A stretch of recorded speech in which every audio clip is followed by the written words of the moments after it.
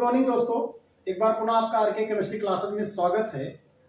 आइए आज हम लोग पढ़ते हैं हाइड्रोजन स्पेक्ट्रम। प्रीवियस लेक्चर में मैं आपको बता चुका हूं कि स्पेक्ट्रम क्या होता है, कैसे प्रोड्यूस होता है। तो कहानी शुरू करते हैं हाइड्रोजन स्पेक्ट्रम की।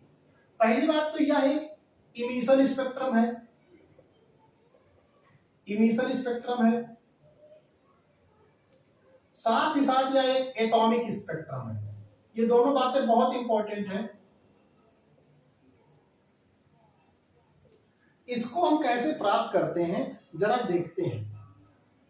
किसी भी बर्तन में हम हाइड्रोजन गैस को रख देंगे, H2 गैस। H2 गैस को मैंने रख दिया। अब इस गैस को मैं सीधे सीधे हीट भी कर सकता हूं,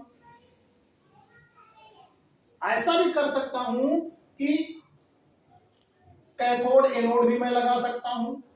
कैथोड हो गया, एनोड हो गया।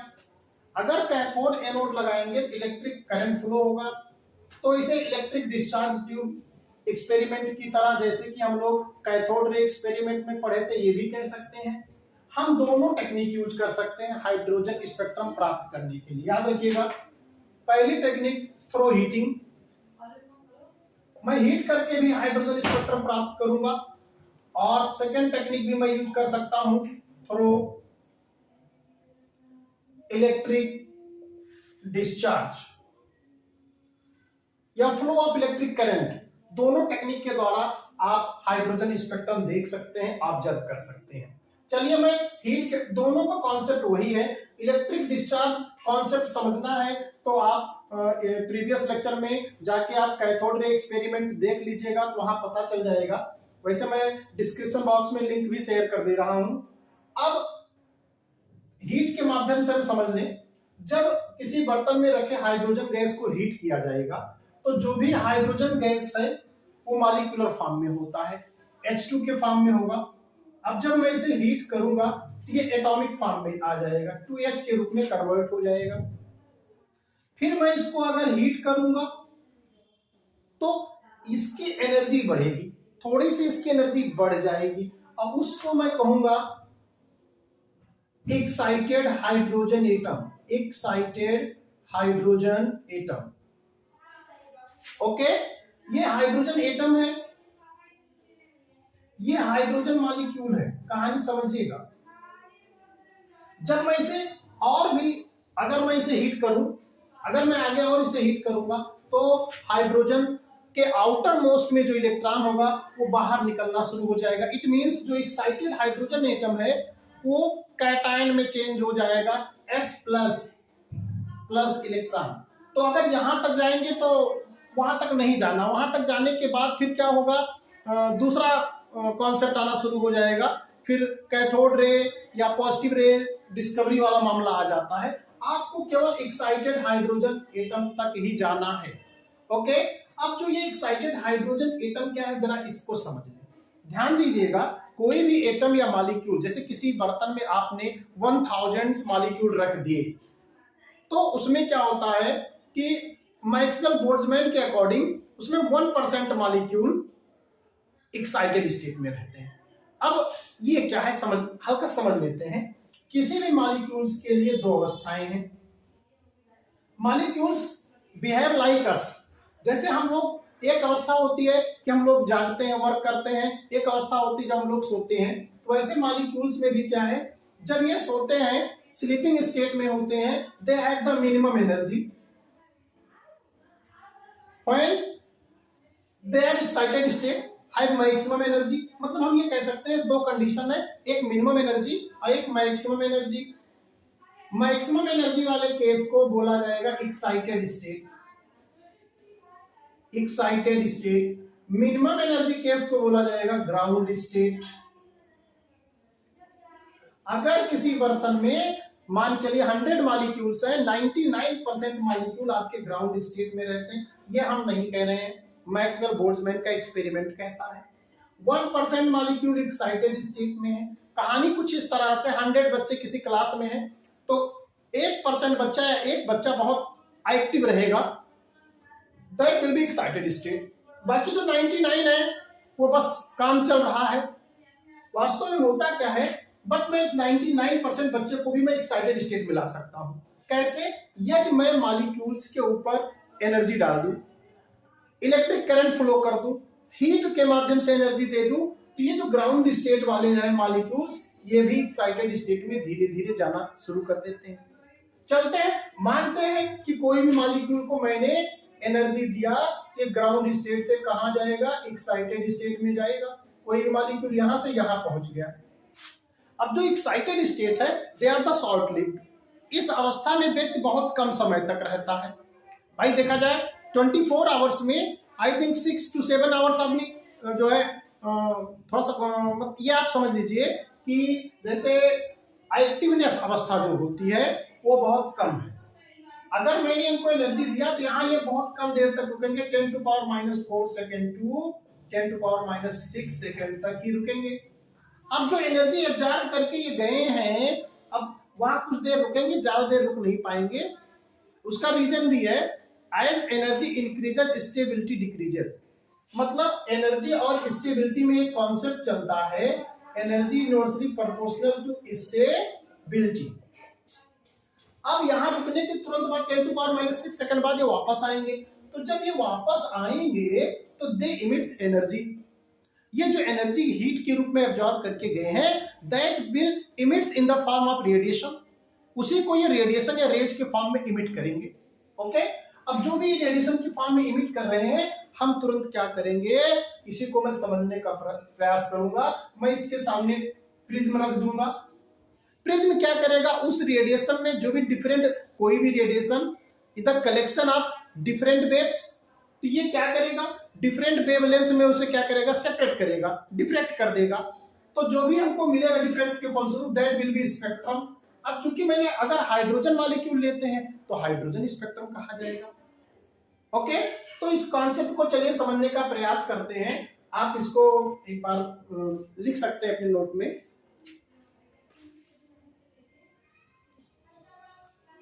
चलिए हम एक हाइड्रोजन एटम से कहानी समझते हैं। एक हाइड्रोजन एटम लेंगे और स्पेक्ट्रम कैसे प्राप्त हो रहा समझिए।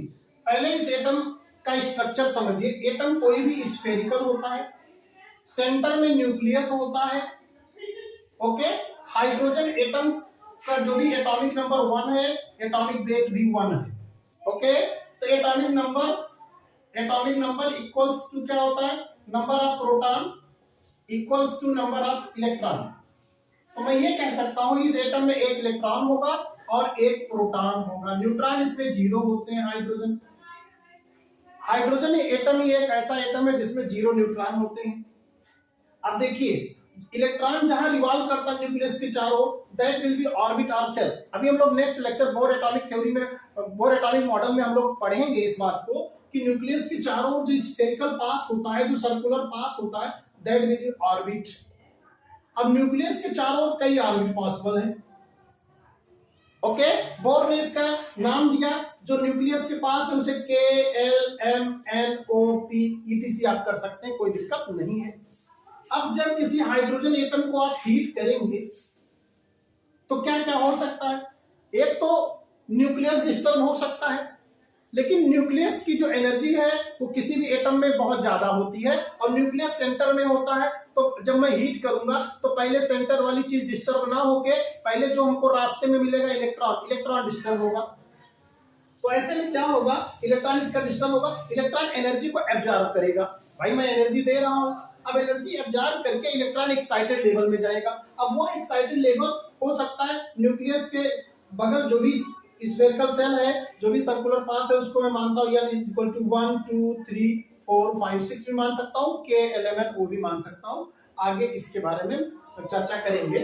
अब जो इलेक्ट्रॉन है वो L इक्वल टू 1 से 2 में जा सकता है, 1 से 3 में जा सकता है, 1 से 4 में जा सकता है, 5 में 6 कहीं भी जा सकता है। डिपेंड्स अपॉन द एनर्जी, वो कितना एनर्जी को एब्जॉर्ब कर रहा है इस पे डिपेंड कर रहा है।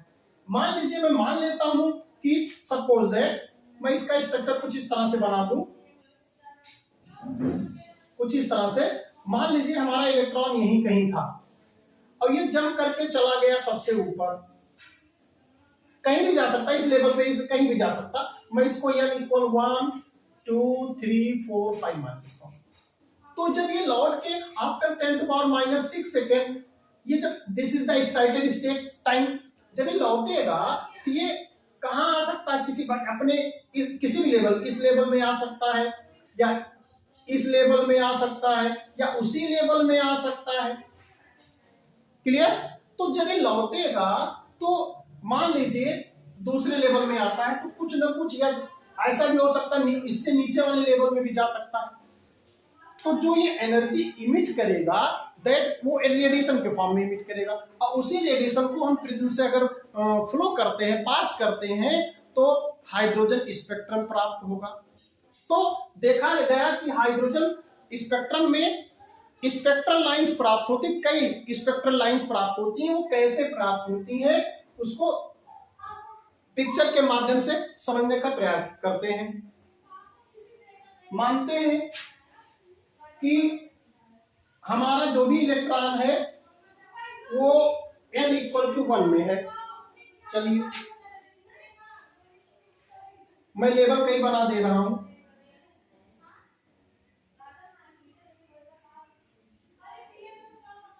क्योंकि इमिशन स्पेक्ट्रोस्कोपी है, इमिशन मतलब अपर लोअर से लोअर लेवल पर जब भी इलेक्ट्रॉन आएगा तो एनर्जी को इमिट करेगा।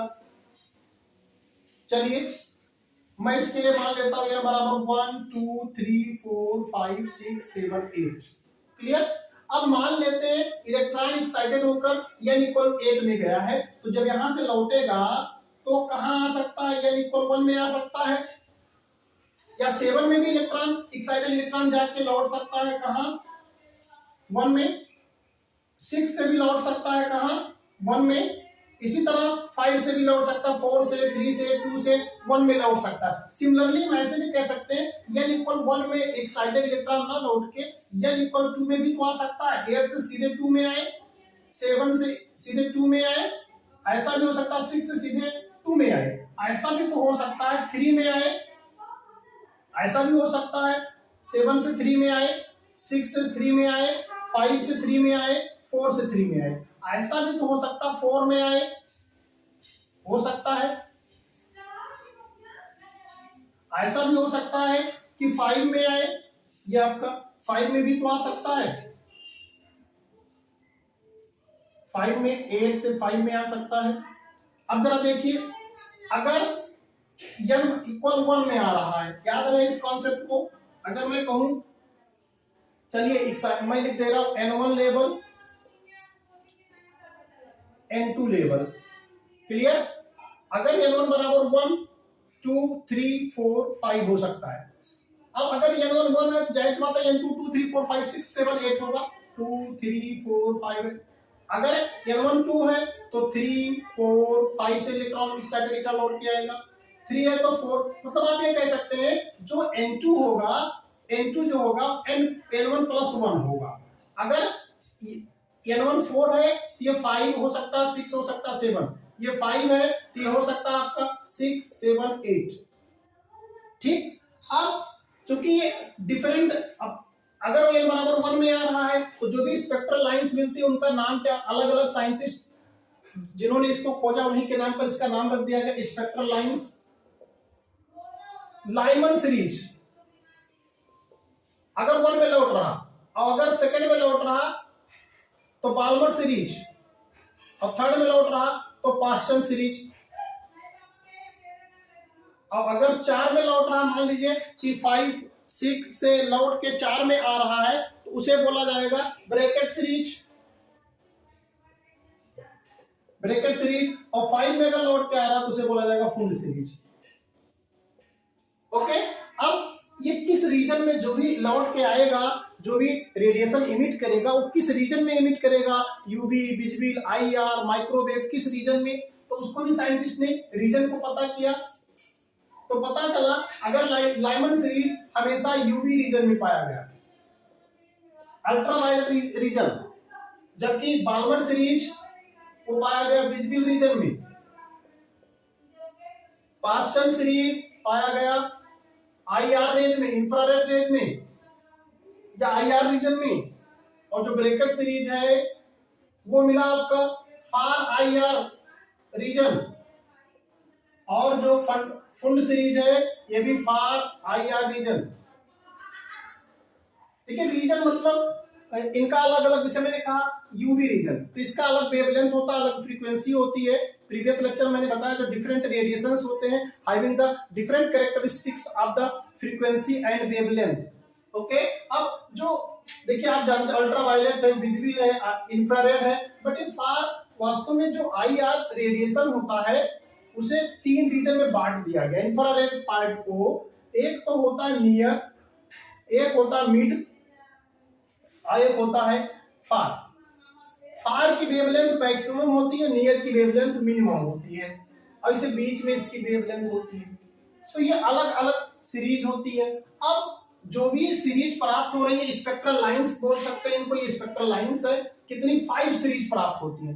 हाइड्रोजन के केस में 5 स्पेक्ट्रल सीरीज प्राप्त होती हैं, स्पेक्ट्रल सीरीज प्राप्त होती हैं। अब जो भी स्पेक्ट्रल सीरीज प्राप्त होती है, क्योंकि उनका अलग अलग वेवलेंथ भी होता, अलग अलग फ्रीक्वेंसी होती है, तो फिर साइंटिस्ट ने क्या किया, वेवलेंथ और फ्रीक्वेंसी के माध्यम से कैलकुलेट किया उनका वेव नंबर। जो भी स्पेक्ट्रल लाइंस प्राप्त होती हैं हाइड्रोजन स्पेक्ट्रम के केस में, वो उनका वेव नंबर कैसे, देखिए न्यू इक्वल टू होता है C/λ, मैं बता चुका हूं। इसको मैं ऐसे भी लिख सकता हूं, अगर से मैं इधर ले आऊं तो न्यू ये सीधा रहेगा अपॉन C इक्वल 1/λ, और 1/λ इक्वल टू होता न्यू बार। ठीक, न्यू बार मतलब वेव नंबर। जो भी स्पेक्ट्रल लाइंस प्राप्त होती है उनका वेव नंबर कैसे कैलकुलेट किया जाएगा, इक्वल हो जाएगा RZ² 1/N1² माइनस 1/N2², जहां R क्या है, न्यू बार फ्रीक्वेंसी है, स्पेक्ट्रल लाइंस की वेव नंबर है, सॉरी फ्रीक्वेंसी नहीं वेव नंबर है, 1/λ है, जो कि वेवलेंथ का जो जस्ट रेसिप्रोकल होता है। R क्या है, रिडबर्ग कांस्टेंट है, रिडबर्ग कांस्टेंट। इस पे न्यूमेरिकल्स भी बनते हैं, जिसकी वैल्यू होती है 109670 सेंटीमीटर इनवर्स। Z क्या है, atomic number of that atom. अब जैसे हाइड्रोजन है, हाइड्रोजन का Z 1 होता है, बाकी कोई दूसरा भी एटम होगा, एटॉमिक स्पेक्ट्रा एटम का ही प्राप्त किया जाता है, atomic number of that atom. और N1 क्या है, जो एक्साइटेड इलेक्ट्रॉन जिस लेवल में लौट रहा है, excited electron goes to that level. और N2 कहां है, कहां से इलेक्ट्रॉन आ रहा, excited electron comes from where, comes from where. इस वैल्यू से आप क्या कर सकते हैं, हाइड्रोजन स्पेक्ट्रम में जो भी 5 सीरीज प्राप्त हो रही हैं उनकी अलग अलग आप फ्रीक्वेंसी या वेवलेंथ या वेव नंबर कैलकुलेट कर सकते हैं। याद रहे, जो भी एटॉमिक स्पेक्ट्रा होता है या लाइन स्पेक्ट्रम होता है, ये अलग अलग एटम का अलग अलग होता है। इसी स्पेक्ट्रा के आधार पर किसी भी एटम की प्रॉपर्टीज या एटम में जो इलेक्ट्रॉन्स है उसे भी कैलकुलेट करने में हेल्प मिलता है। ये कैरेक्टरिस्टिक्स फीचर आता है डिफरेंट एटम है, ठीक है। तो इस तरह से हाइड्रोजन स्पेक्ट्रम की ये पूरी कहानी है। अब इसके बाद हम लोग नेक्स्ट लेक्चर में पढ़ेंगे बोर एटॉमिक मॉडल। देखिए बोर एटॉमिक मॉडल पढ़ाने से पहले मैंने इसको बता दिया, क्योंकि पढ़ाने का अपना एक सिस्टम है। अगर इसको पढ़ के बोर एटॉमिक कॉन्सेप्ट को पढ़ते हैं तो आपको बहुत ज्यादा समझ में आएगा। देखिए मैंने पहले थॉमसन पढ़ाया, रदरफोर्ड पढ़ाया, उसके बाद पहले मैं आपको इलेक्ट्रोमैग्नेटिक रेडिएशन पढ़ाया, उसके बाद प्लैंक कॉन्सेप्ट पढ़ाया, प्लैंक रेडिएशन कॉन्सेप्ट, उसके बाद स्पेक्ट्रम या हाइड्रोजन स्पेक्ट्रम। अब आप जब पढ़ेंगे बोर एटॉमिक थ्योरी तो आपको बोर का कॉन्सेप्ट इजीली समझ में आ जाएगा, क्योंकि जो बोर का कॉन्सेप्ट है वो स्पेक्ट्रम बेस्ड है। तो पढ़ाने का जो एक सिस्टम है, एक लिंक है, उसी आधार पर मैं काम कर रहा हूँ। आप इसका स्क्रीनशॉट ले लीजिए। Thank you so much.